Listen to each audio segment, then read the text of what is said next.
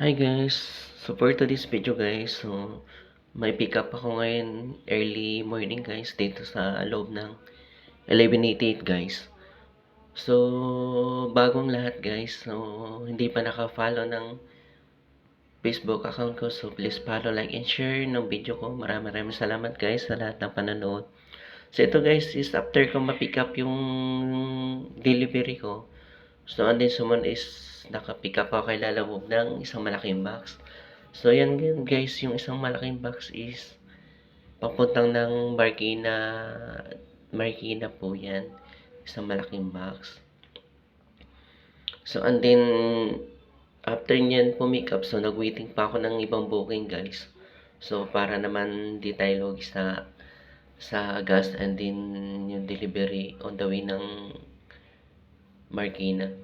So after nyan guys is kumuha ko din ng kasabay. So kaso nga lang guys is naabutan kami ng malakas na ulan sa may waiting area namin guys dito sa may Binondo, Manila. Dito banda sa may Solar guys.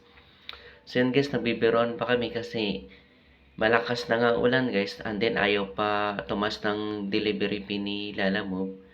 So nagtatawanan pa kami dyan guys. So talagang as in ang baba talaga ng fare ni Lalamove. So andin dyan, siyempre guys, na kuna natin ng tiyaga. So nakakuha tayo ng mga kasabay guys. So nakakuha ko ng 3 booking guys. So kaso nga lang guys, talagang malalaki din. So yun guys is papunta yan ng San Mateo, bandang pataas na Marikina.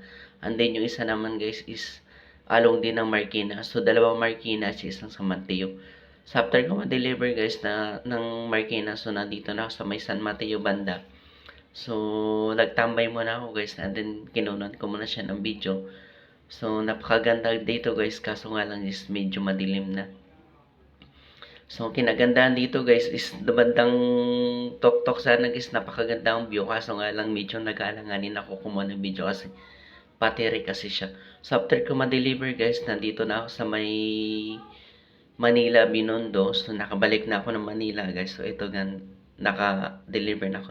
So, maraming salamat. Thank you for watching. Bye-bye.